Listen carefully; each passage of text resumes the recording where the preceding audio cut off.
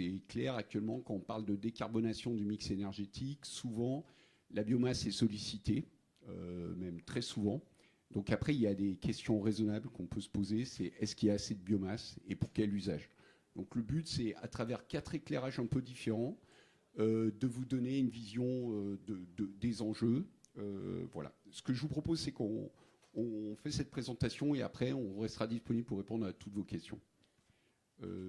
En présentation, donc Laurent Rivolet, je travaille chez GRDF, donc le gestionnaire de réseau de gaz. Je suis en charge d'accompagner les réflexions des porteurs de projets de production de gaz renouvelable sur la région Auvergne-Rhône-Alpes. Bonjour, Simon Métivier, je travaille chez Solagro. On travaille sur la transition agricole, énergétique et alimentaire. Et moi en particulier, je travaille sur la biomasse énergie, les bioénergies et les gaz renouvelables. Bonjour, donc Hugo Rechter, moi je représente ici FEDEREC, la Fédération des entreprises du recyclage, du réemploi et de l'économie circulaire. Et sinon, je travaille chez Groupe Vacher Three Waste, on trie des déchets professionnels et ménagers. Nous sommes donc adhérents de FEDEREC.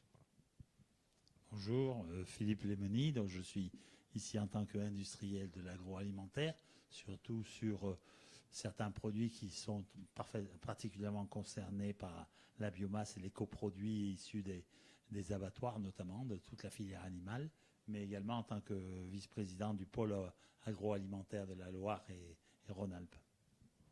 Merci pour cette présentation. Donc, je propose qu'on commence un peu avec Simon pour nous dresser un petit panorama de quand on parle de biomasse, qu'est-ce que c'est, comment on peut les utiliser. Je vais me lever, ça sera aussi bien. Non, c'est bon, vas-y. Donc, pour ça, je vais vous présenter en fait assez rapidement une étude qu'on a publiée l'année dernière. L'été dernier, je vous ai mis le lien pour ceux que ça intéresse. Où on a essayé d'estimer le potentiel de biomasse en termes d'usage énergétique à horizon 2050 pour la France. C'est une étude qui me paraissait intéressante dans le cadre des débats actuels de révision de la planification française à horizon 2050, neutralité carbone avec la PPE 3 horizon 2035 et aussi la SNBC de horizon 2050. Et donc ici vous avez un résumé de l'évaluation. On arrive à un total de 100 millions de tonnes de matière sèche et vous avez une répartition de manière détaillée par les différents intrants. Mais si on regarde par grand volume, une chose importante qu'on voit, c'est qu'au final déjà, l'agriculture en produit plus de la moitié, à peu près 60%. Quand on parle d'agriculture, alors petite précision, effectivement, on s'est intéressé que à la France métropolitaine et que aux productions de biomasse sans prendre en compte de cultures dédiées. Donc on ne vient pas en concurrence de culture alimentaire. Ça, c'est un point important. Donc, quand on parle d'agriculture, c'est des effluents d'élevage, c'est cultures intermédiaires, donc c'est des cultures qui sont implantées entre deux cultures principales, là où avant la terre était à nu. Ce sont des résidus de culture, donc la partie non alimentaire de la plante, donc une partie des pailles par exemple. Ce sont des surplus de fourrage et d'herbes. Et ensuite, vous allez trouver la partie qu'on a appelée déchets, qui sont en fait les biodéchets, qui vont dépendre de tout ce qui va être transformation des produits agricoles en produits alimentaires, et aussi les résidus finaux tels que les bouts des stations d'épuration, par exemple. Et ensuite, vous allez retrouver l'autre grande catégorie, qui va être plutôt la partie qu'on appelle souvent ligneuse, qu'on appelle le bois, et qui va représenter un petit 40%, avec une partie qui est liée directement à l'exploitation dans les forêts ou dans les arbres en dehors des forêts. Et puis, donc ça c'est la partie vert foncé, et puis vous avez la partie en hachuré qui va être comme ici, la partie qui va être liée à l'exploitation de la filière et aux coproduits et aux déchets finaux.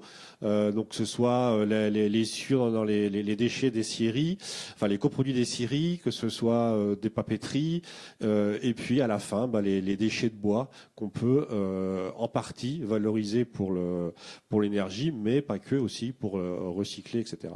Donc au final, ce qu'on peut aussi voir, c'est que quand on parle bois bois, on pense souvent en forêt.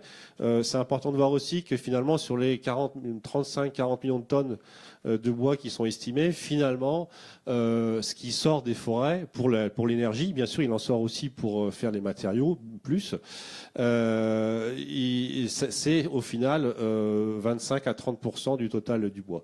Et puis il y a une petite partie qu'on a mis en gris qui s'appelle les CSR. Je pense que mon intervenant après en parlera aussi. Ce sont les combustibles solides de récupération qui sont partiellement renouvelables puisque c'est issu du tri sur les déchets des ménages, la partie non biogénique, mais dedans il peut y avoir des parties de plastique, des papiers, etc. Donc il y a une partie biogénique, une partie non biogénique. Alors, ce qui est intéressant, c'est qu'une fois qu'on a ces tonnes de biomasse, donc c'est pas une unité énergétique, hein, c'est des tonnes de matière. Et on l'a fait exprès de l'estimer en tonnes de matière, parce que c'est comme ça qu'on va les récolter. Et après, la question qui se pose, c'est comment on va l'utiliser dans le système énergétique. Pour faire quoi ? Et notamment pour quels usages, satisfaire quelles demandes. C'est pas la même chose de chauffer un bâtiment à 20 degrés que de faire du verre ou du ciment en chauffant à 1500 degrés par exemple, ou faire de l'électricité. Et c'est pas la même chose de faire de l'électricité de base en continu toute l'année ou en pointe, donc démarrer pour quelques heures, s'arrêter pendant une semaine, redémarrer 10 heures, etc. Et donc pour ça, il va y avoir différentes filières de conversion pour satisfaire ces différents usages. Nous, on s'est intéressé à l'estimation totale de la biomasse et aux performances des différentes filières de conversion en termes de rendement, en termes de coût, en termes de maturité, en termes d'impact sur l'environnement, etc. Je ne vais pas pouvoir rentrer dans le détail dans ce cours exposé là-dessus, mais tout est dedans. Et je vais vous illustrer finalement, si on reprend ces 100 millions de tonnes de matière sèche aujourd'hui, donc visuellement revoyez la partie orange qui est plutôt agricole, verte qui est plutôt le bois. Si jamais on voudrait le valoriser sous forme de combustion, qui est en gros la filière la plus développée aujourd'hui, la plus mature, la moins chère, mais par contre qui satisfait le moins d'usages. On peut faire que de la chaleur, plutôt basse, moyenne température. On peut faire de l'électricité en base, en semi-base, mais en pointe c'est difficile, voire enfin ça marche pas vraiment. Et en termes de ressources compatibles, on voit qu'on va pas pouvoir tout utiliser, notamment toute la partie agricole. Il n'y a qu'une partie qu'on peut utiliser. Alors, je prends juste 2 minutes pour l'expliquer ici. Quand on va brûler des ressources agricoles, tout le carbone va être émis en CO2, donc on va l'émettre dans l'atmosphère, et aussi ce qu'on appelle les nutriments, c'est-à-dire l'azote, phosphore, potassium, vont aussi, donc l'azote entièrement se retrouver volatilisé dans l'atmosphère. Et une partie du nutriment peuvent être retrouvés dans les cendres, mais les cendres, c'est assez compliqué pour revenir au sol. Pourquoi je parle de ça ? C'est que quand on cherche une durabilité des sols, et donc des cultures, on va chercher à ramener au sol une partie de la matière organique, le carbone, pour maintenir la structure du sol et la durabilité du sol, et aussi pour garder ses qualités productives, amender les sols, on va essayer de ramener les nutriments, notamment l'azote, hein, c'est les engrais azotés pour avoir des bons rendements. Et donc dans ces filières-là, on perd tout. C'est pour ça que nous, si on dit on va mobiliser beaucoup de ressources agricoles pour faire de l'énergie, c'est oui, mais à condition de les valoriser dans des filières qui permettent le retour au sol de ces matières. Et ça, c'est très important, j'en reviendrai dans la conclusion. Donc pour la combustion, effectivement, qui a un potentiel estimé de 42 millions de tonnes de matière sèche. Si on veut faire de la méthanisation, haute filière mature, hein, on est à pas loin de 2000 unités, 1500-2000 unités en France qui fonctionnent. Là, on vient faire du méthane, du gaz, qui vient se substituer dans les réseaux de gaz au gaz naturel. Là, vous avez vous avez 63 millions de tonnes de potentiel. On voit que c'est exclusivement de la matière, des coproduits agricoles ou des déchets, des biodéchets. Et ce qui est intéressant de voir, c'est que finalement, entre ces deux filières, on est plutôt sur des ressources complémentaires. Là, vous voyez visuellement, hein, c'est plutôt du vert. Là, c'est plutôt du orange. Donc, on ne vient pas trop en concurrence. Il y en a un petit peu, mais c'est des filières complémentaires. Donc là, on fait de la chaleur, on fait du méthane. Alors le méthane, c'est bien parce qu'on va pouvoir adresser beaucoup plus de services énergétiques. On va pouvoir faire des centrales électriques de pointe.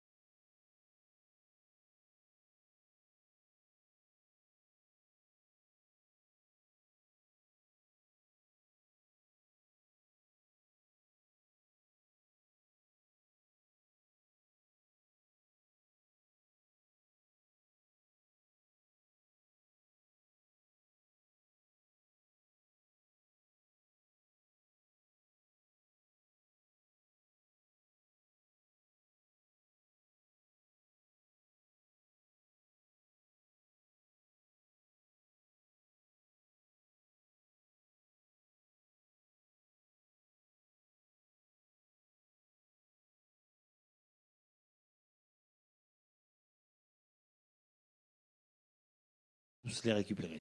Bon, bah merci. J'espère que ça vous a amené un éclairage un peu exhaustif.